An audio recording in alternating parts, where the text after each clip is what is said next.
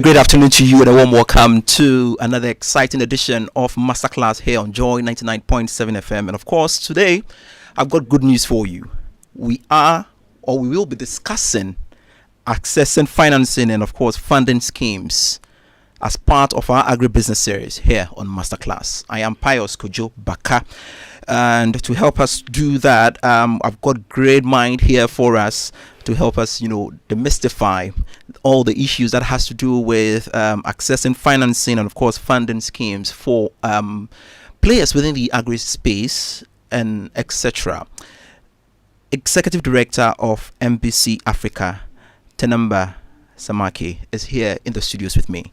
Just before I bring her on to speak to us, just so you know, Masterclass is brought to you by Goil Good Energy. Goil, Yeranye Dia. Just want to stay with us for all the things you need to know about accessing financing and funding schemes here on Masterclass as part of our Agribusiness series. And you can feel free to participate in the conversation by calling this telephone number 0302 221 6541, 0302 221 6541, or WhatsApp us on 0551 111 997, 0551 111 997. And the good news for you, listener out there, is that you can be part of the discussion. And guess what? Goil will be awarding or rewarding you for participating when you call in to tell us what you've made of the Agribusiness series so far. If you can share some fond memories with us and of course the lessons you've learnt from the Agribusiness series right here on Joy 99.7 FM. I will gladly accept your calls and of course engage you on that. Feel free to participate by asking questions that is bothering your mind here on Masterclass. Ténemba, good afternoon and welcome to the studios of Joy 99.7 FM. Good afternoon, Pius. Great. Happy to be here. Great. So, first off, I just want you to tell us about MBC-AFRICA. Mm-hmm. What really do you do? So what we do at MBC-AFRICA is we provide services to agripreneurs. You can call them agripreneurs or entrepreneurs that are on agricultural value chains. We provide them with the services they need to start or to grow their agribusiness. And for how long have you been in Ghana? Personally, I've been in Ghana since 2012. So this is my 11th year, I think, in Ghana. But most of my team members are from Ghana. I only have a couple of other people from other countries. Great. So let's zoom in straight to the topic for discussion for the day. Mm-hmm. Accessing financing and of course funding schemes. Mm-hmm. And we know in a part of our world, mm-hmm. Access to finance is a major concern for smallholder farmers, especially mm-hmm. in the SME space, mm-hmm. etc. Mm-hmm. What do you think is the problem when it comes to accessing finance? For agribusiness, Exactly. particularly? There are challenges that are linked to the entrepreneurs themselves.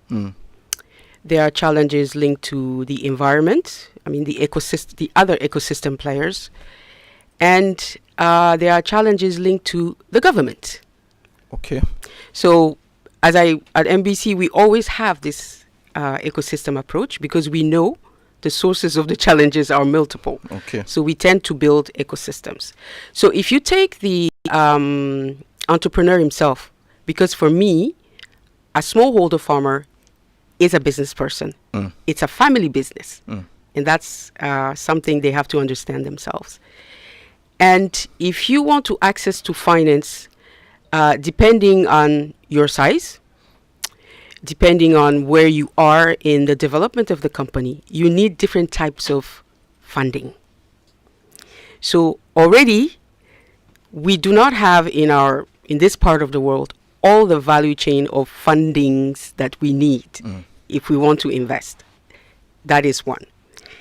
The smallholder farmers usually farm on very small land. Okay. So the volume he will be producing and the products, he's probably not getting the income necessary to satisfy a bank. Let's say what everybody knows, a bank. Okay. Right?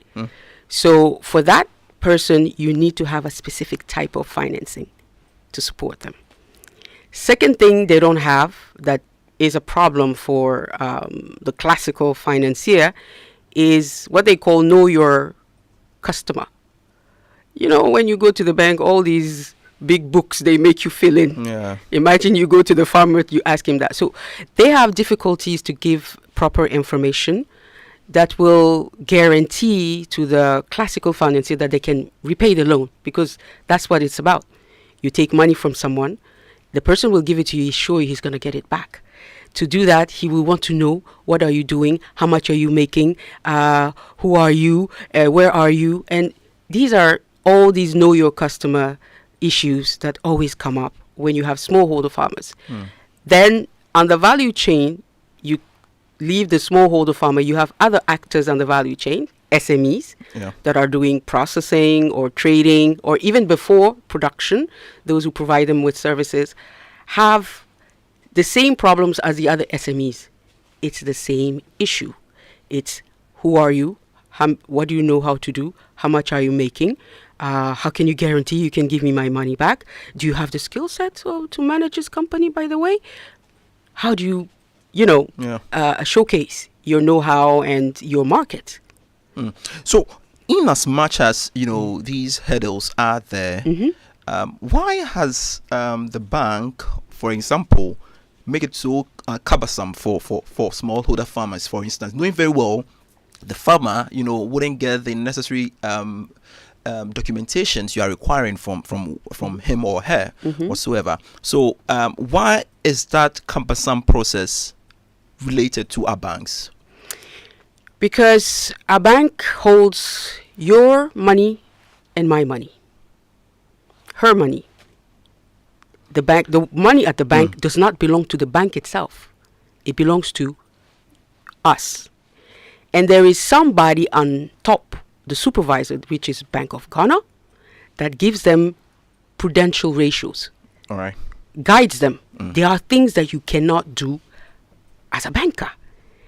That is why the conversation is very difficult, because the banker holds in trust something that do not belong to them.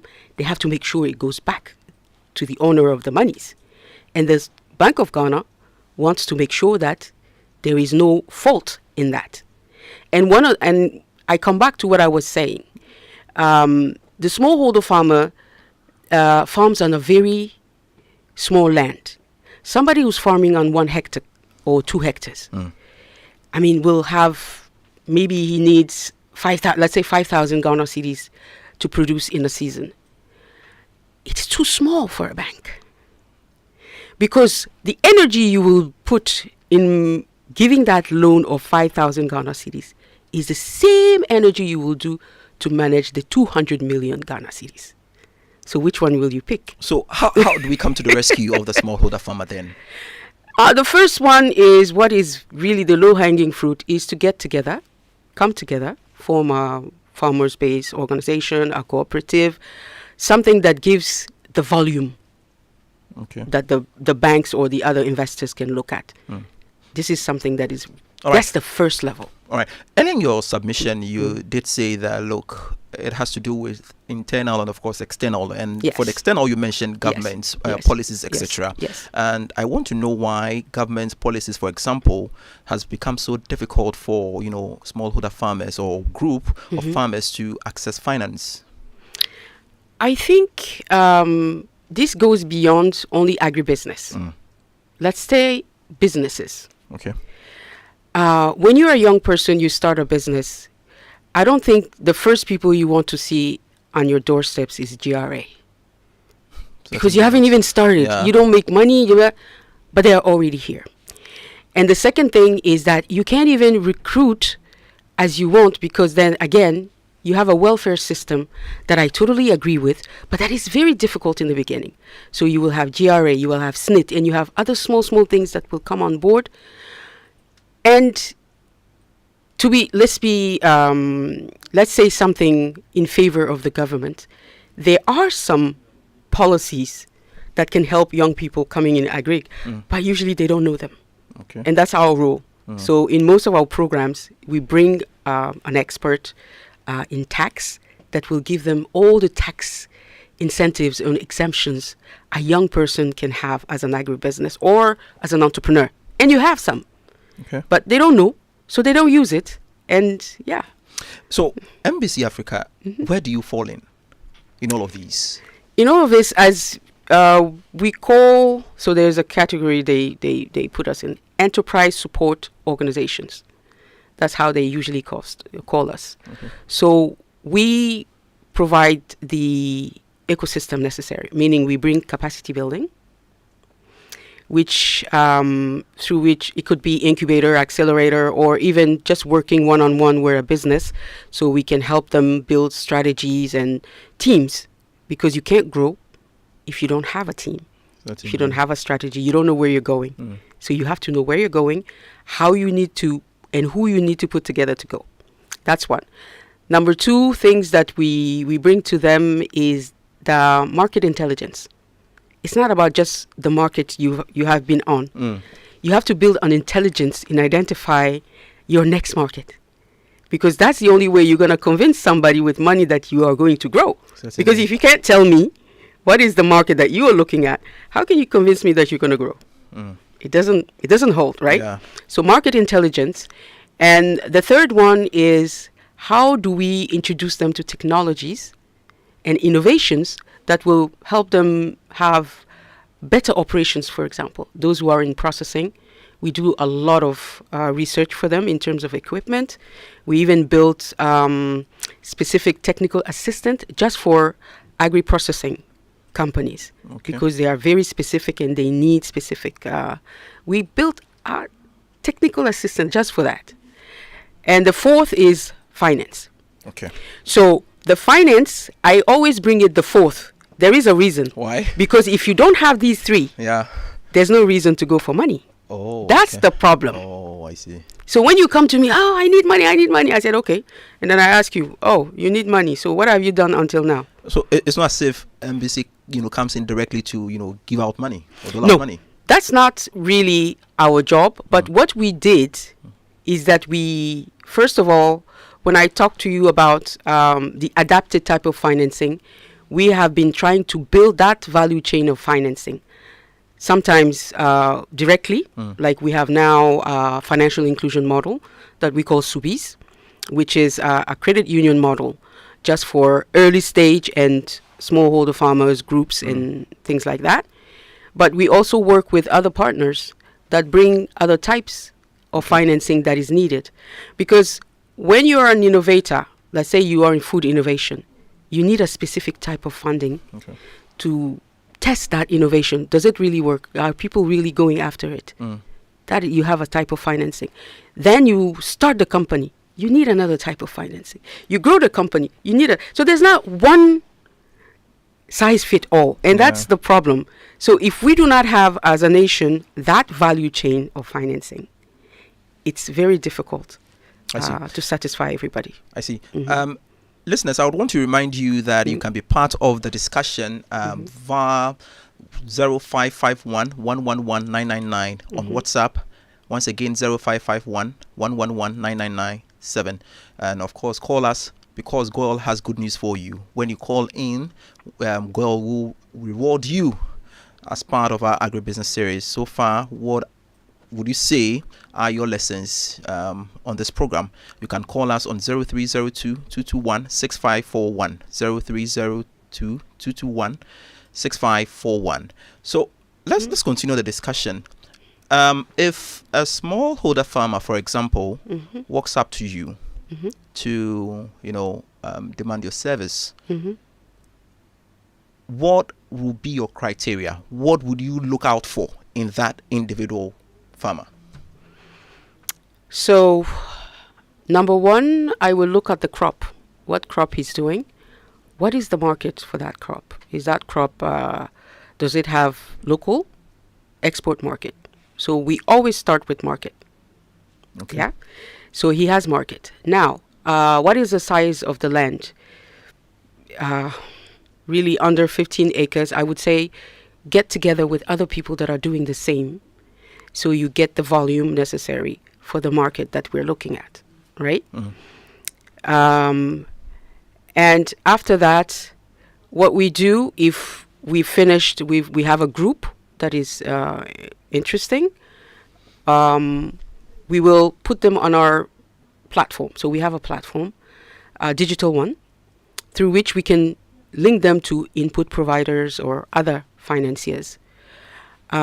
But what we've been doing since 2020, we've been trying, as I said before, to create that credit union. So probably we will link you to an existing credit union in your area if it exists. Otherwise, we'll help you start one. So you are part of a network where now we can trickle down money. So the conversation with the banks will become much easier because we have risk mitigation tools that we will put in place. So when you will talk to the bank, it's not going to be you as a smallholder farmer, but you as a credit union member, which means you're a shareholder. Okay. Realistically, yes. What would you say would be the threshold when, let's say, I want financing from whichever bank you partner with? What would be that threshold? Right now, you have something interesting that is going on. You have some monies from, I don't know if I can say names here, from a foundation in different banks, and they're giving it at very interesting rates, right? But if you have less than 15 acres, and I'm saying this very conservatively because it depends on the crop. Okay. Because if you have, you're doing precision agriculture, you don't need 15 acres. Certainly. A quarter of acre of orange flesh sweet potatoes is a lot. Yeah. A quarter of acre of okra is a lot. Yeah. So depending on what your crop is, we can identify the minimum number so you can be interesting for financially. But as a smallholder farmer, I really advise you to be with other people. Okay. Yes. So you mentioned that you are located in Accra and of course Tamale. What happens if I'm in other parts of the regions, for example, Western, Ashanti region, Volta region? How do I get in touch with you? So Volta region, we're there. Oh, you but are? We don't have an office, but we are there because we have some credit unions that are starting there.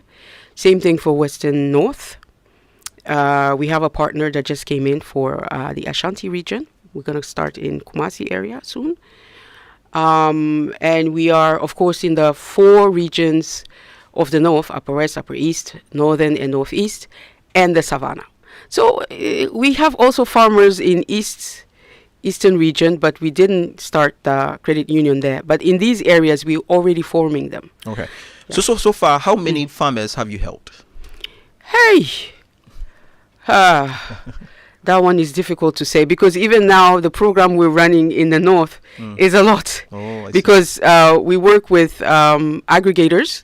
You know, even in our accelerator programs, usually it's they work with farmers. Some of them work with 2,000 farmers, 5,000 farmers. Yeah. So really, I will have to look. I see. Really. That's fine. So I just want you to tell me the red flags, for example, you tend to look out for. Hey. Yeah. Purposely for the listener out there, probably he wants to know. Yeah, it's true that I have multiple hats. So when I put on my investor's hat, what I look at, especially in the farmer, is your experience as farming. Just to give you a little story. I'm from the banking sector, okay? The finance sector. It's not only bank. I have like 30 years of banking, impact investing, whatever. And I think it's 2008 because I always thought that if you give money to any young person who wants to farm, he's going to be successful. So I tried. So I bought land. I even had an angel investor giving me, I think it was 20,000 euros or something. Oh. But you know that I didn't succeed. Yeah. Why? I've been to school and I can, because farming is more about the real knowledge in how things work than just the money, the land. So do you think that because most of these farmers or those who tend to come to you, approach you to request for funds, etc., don't have the requisite knowledge about exactly what they want to do? No, let's put it this way. They don't have a business approach of what they're doing. Most of them are doing subsistence farming. Okay? What I would like them to do, that's why I said get together, because you need to do farming as a business. For me, it's a family business or a small business. Once you have that mindset, you will be mindful of what the financier is talking about. As I usually say, it's like two people talking in two different languages. Like I don't speak Twi, but I come to you and you start plenty and me, I just understand the English and the French, and then I'm like, it's not gonna work. Yeah. So our job at MBC is how we find the common language, so you as entrepreneur or smallholder farmer, you understand what the finance. So you have to put yourself in their shoes. Okay. And it's the example I give all the time. As I said, the money in the bank is also my money. Even you, the smallholder farmer, it's possible it's also your money. All right. If with what you are doing and what you know, if the money that you put in saving, if I should take and give it to you, you're doing rain-fed farming, like what happened this year, it was a drought. Yeah. Are you really guaranteeing that risk? So even if it doesn't rain, is it possible that the money is going back one way or the other? So if you don't have this, even you, the smallholder, you will not accept that to take that money because you know it's your savings. Yeah. Right? Yeah. You would want some guarantee that those savings will come back. So that's the common language. How you understand how finance works and how they also have to understand how it works to farm. Great. You're still listening to the Masterclass Agribusiness series here on Joy 99.7 FM. Of course, we have Great Mind here to help us demystify all the issues that has to do with accessing financing and, of course, funding schemes. And Executive Director of MBC-AFRICA, Ténemba Samaké, is here with us, helping us do that. You're still listening to the program. We are back with more. Please stay. Your favorite on-air business development program, Joy Business Masterclass, is in session, and you can interact with us on Facebook via the Joy 99.7 FM or Joy Business pages. If you tweet, the handle is at Joy997FM or at Joy Business GH. Don't forget to hashtag JB Masterclass. You can also call us on 0302 216541 or send your questions and contributions through to the WhatsApp number 0551 111997, and our facilitators will address your concerns. Attention everyone, class is in progress.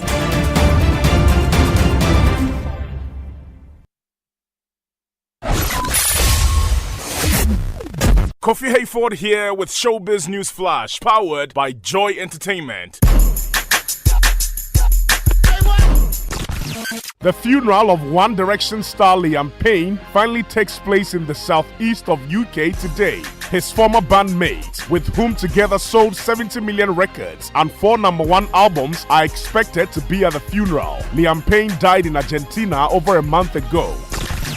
High Life star Akwabwa on this side still mourns his father. Akwabwa has intimated that he really does miss his father and wishes Akwabwa Sr. was still alive to share his opinion on his songs as he used to, as well as offer him advice for his new marriage.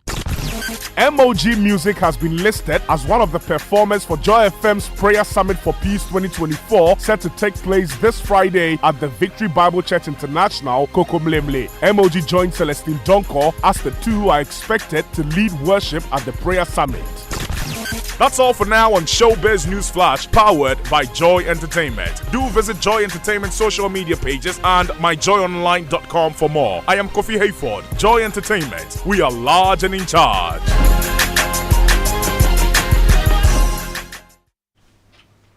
Hello, welcome back to Masterclass here on Joy 99.7 FM. And of course, we are talking about accessing financing and funding schemes as part of our agribusiness series here on the program. And Executive Director of MBC-AFRICA is here with me in the studios to help us understand all the issues in relation to that topic. And of course, Masterclass is brought to you by Goil Good Energy. Goil, Yera. Now, tell me about Goil. Good Energy brings you Goil Super XP, the ideal choice for the most vehicles. It is flowing wah at many Goil stations in the country. Just go fuel up your vehicle and enjoy the smooth ride with all the benefits. Goil Super XP is quality and gives you the correct choice when buying regular fuel.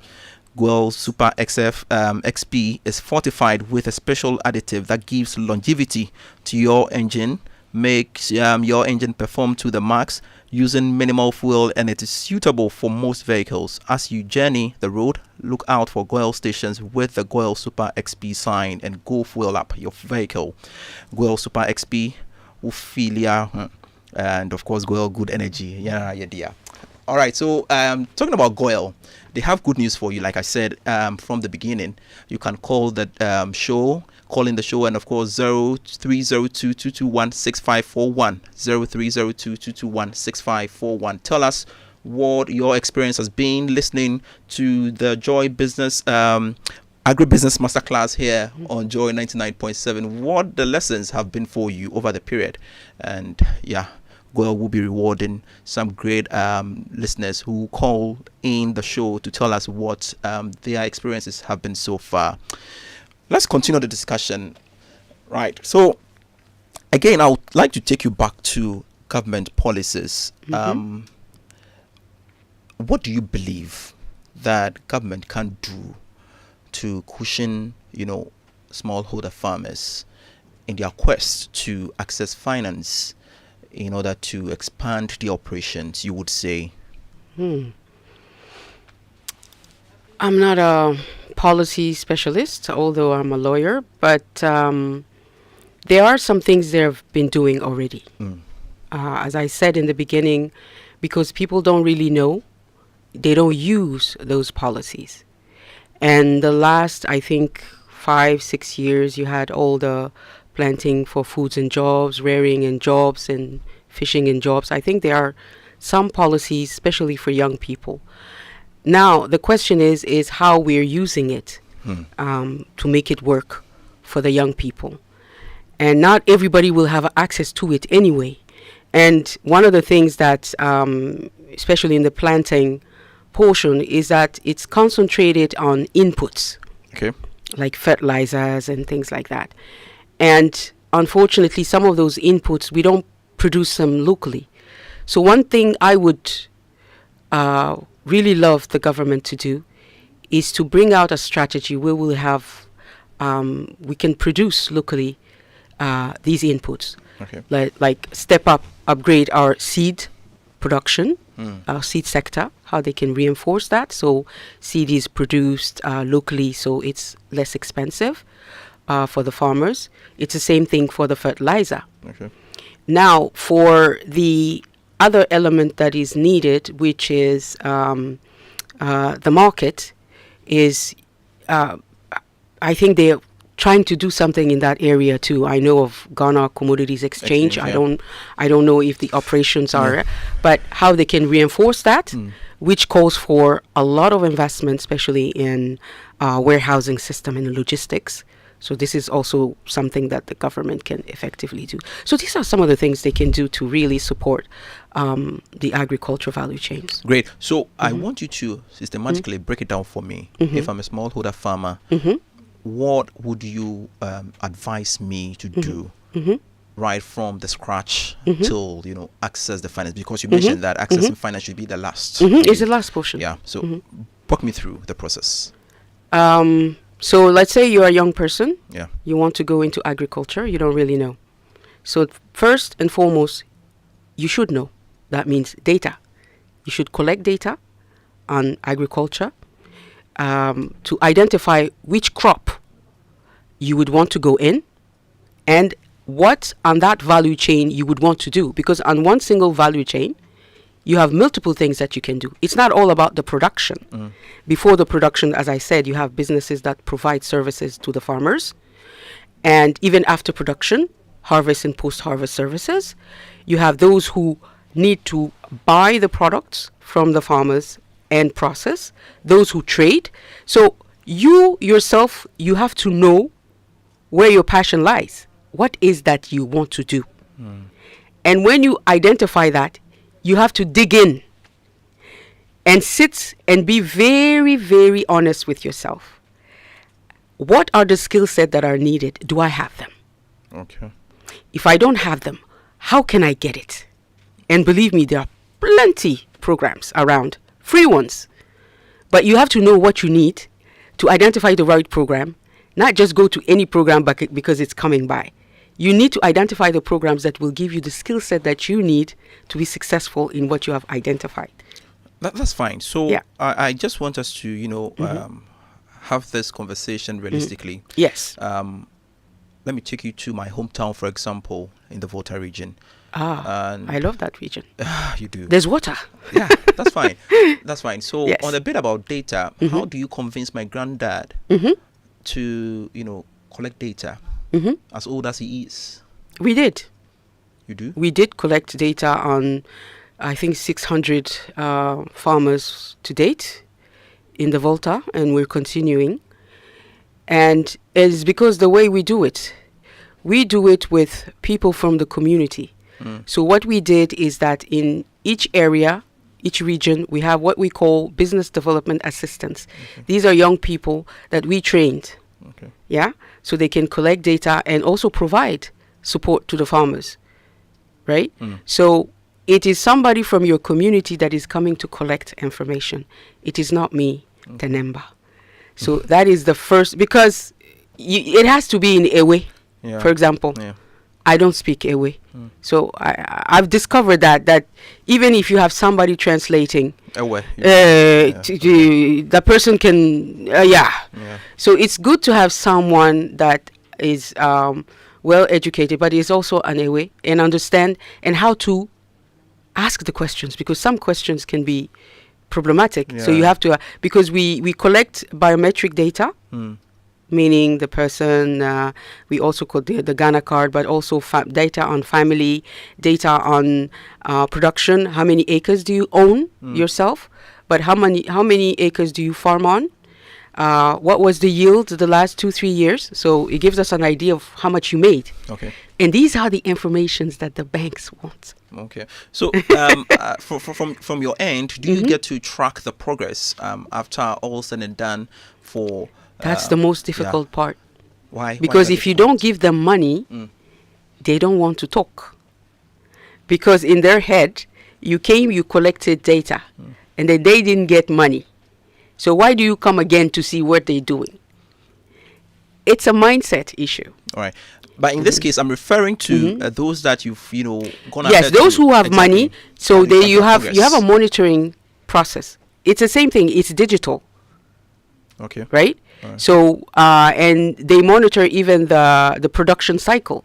So normally, if you're producing maize, 1 or 2 months later, your maize should be at a certain level. Okay. Right? If you don't have any issues like diseases and stuff, so the maize should be at a certain level, and we should even start having an idea of how the yield is going to be.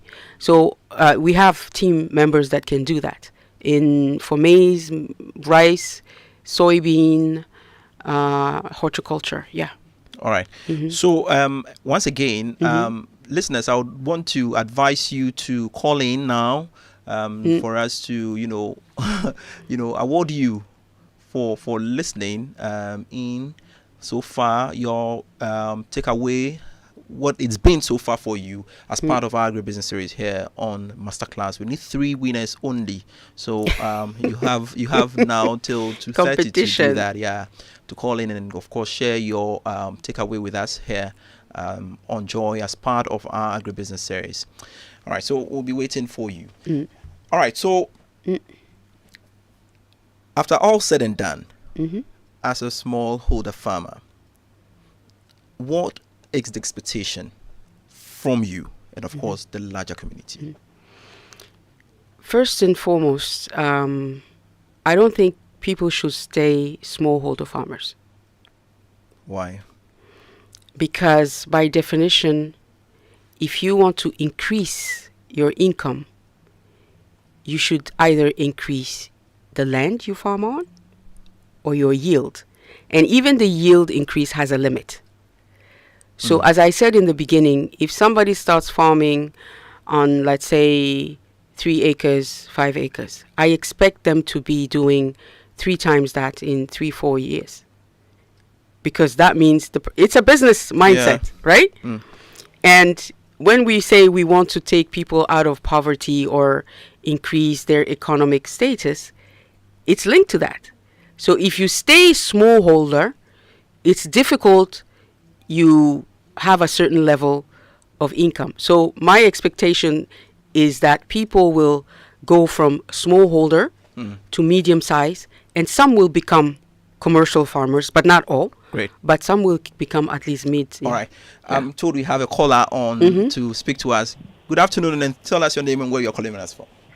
Hi, my name is Jerry. I'm calling from Accra. All right, Jerry. What would Yes. you... All right. Sure. Thank you. Thank you so much. I enjoyed this discussion, especially on the smallholder farmer. Comment on how a smallholder farmer who is probably on a 1 hectare, 2 hectare is able to access finance.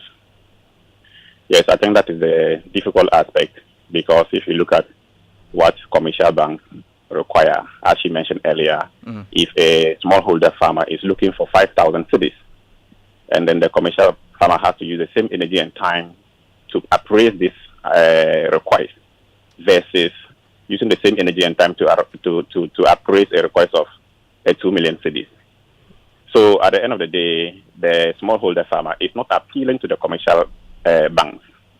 You have to go back to the rural banks, that's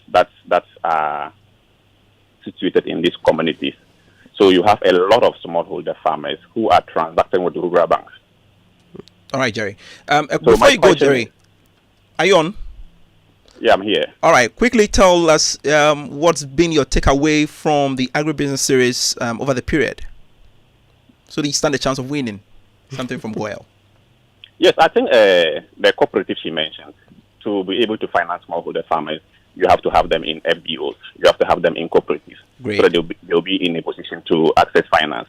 That aspect, yes, fantastic for me. Great, Jerry. I think that is the way forward for smallholder farmers, to be in cooperatives, to have them in farmer-based organizations. All right, Jerry. To qualify for financial products. Great. Thank you. Our first lucky winner there, Jerry. Do stay on for our producer to speak to you. Let's get onto the phone once again and engage another one. Good afternoon, and thanks so much for joining the discussion. Tell us your name and where you are calling us from. Good afternoon, Mr. Fire. This is Majestic Continental. All right. Yeah. Throughout the series, in fact, I've enjoyed a lot in the agro business. Great. Especially understanding what goes into agriculture, the capital, the marketing aspect of it. I was even made to understand how much a farmer will get from, in terms of poultry, when you buy a certain amount of chicken, or if you buy a certain amount of chicken, and how much are you going to earn within a certain period. And also broadens my mind concerning beekeeping. Even I was made to understand when to harvest bee, and it will be only good for you. So I think it is very good, because it helps me to understand, before going into agribusiness, what should I do and what entails into it, especially some sickness and disease that involved. Great. I think it's very good. Our second winner there. Thank you for joining us and calling in. Let's try this luck and see. Our final caller has joined us. Good afternoon, and tell us where you're calling us from. I'm called Abbas Awidango. I'm calling from Instagram. Okay. Please go ahead. Yeah, please. Your program is very good, but how to access the funds? That's the problem we always see. There's a lot of programs that is going on, but always how to access the funds. So they should lower things for us. Let's understand with the use also can enter into agriculture. Thank you very much. All right. So I'm pretty sure you've listened to the agribusiness series we've had over the period. Aside this contribution, what would you say is your takeaway? So it's a very good program because I've learned that at least if you can manage your own processes, they will help you, and then you can also establish yourself. All right. Outside. All right. Thank you so much. Thank you so much. Welcome. All right, thank you so much. So there you go. We've had our 3 lucky callers. You know, Congratulations get to something them. from Goyle. Yeah, grateful you guys could join us. You can equally send us a text on our WhatsApp handle, and of course we'll share it with the rest of the world. So clearly, just like the last caller mentioned, for him his issue is funding, and I just want you to reiterate the point that it's not all about funding, and funding shouldn't be the first point of call when you really want to expand. So maybe you want to rehash that point for him. So I think what you should concentrate on if you want to expand, grow, is market. Because if you have the capacity to identify the market, assess the market, the volume, the monies that can come from that market, and showcase to a funder that you have the capacity to provide the products and the services that that market is looking for, so to make money, then the conversation is interesting for a funder. All right. So market should be the, All right. So let me try and see if I could read a message on WhatsApp from one of our listeners. It reads, I have a 15-acre farmland between a river and a canal, but I don't have the means to irrigate the entire farm. Can she help me, please? I do okra of about 2 acres or less per season. I wish to do more rice. And this is from Nene Asari from Isuchari. Asichare. Yeah. They do a lot of rice there. There's a rice irrigation irrigation scheme. So when you have water, you can do precision agriculture. So irrigation, you have small irrigation schemes that she can be looking at. If she just needs to contact us, call us, and then we can see how we can help her do that. All right. So as we wrap up the show, your final words you want to part us with? I want to give out that information for those who are really interested in coming into the agribusiness space, that in January we have our annual event, which is AgriFest. So when you come there, you will meet all the stakeholders, including the financiers. All the value chain funders that I talked about will be there. So it goes from somebody like me, angel investors, impact investors, the banks, everybody's there. But all the other access, all the information that you will need, just come. It will be in WA. I think it's the 30th and the 31st in WA. It's our second AgriFest. And I'm sure that you will go out there with whatever you need in terms of so how can they reach out to you, your number or your social media handle or whatsoever? Let's say you can go on agrifest.org. That is for the event. Or you can go on MBC-AFRICA.org, our website. You have all the information there. I'm not very good with social media. Oh, that's fine. So what about your number? Any number they can directly get in touch with you? So WhatsApp or something? Yeah, the WhatsApp number, you can do the 0242 60068. 688. Yeah. Do repeat it again for me. 0242 600-688. Great. Yeah. Thank you so much, Ténemba Samaké, for joining us here on the Masterclass Agribusiness series. It's been a delight to have you in studio to help us demystify all the issues that has to do with, accessing financing and, of course, financing schemes. We truly appreciate your thoughts and, of course, expertise shared with us here. Thank you for listening to the program, and the Masterclass is brought to you by Goyle Good Energy. Goyle, dear. Great for serving you. Let's do this same time next week. I am Pious Kojo Backah, and Akofa, I'm pretty sure, has learned something or two, haven't you? I hope she'll start farming, though.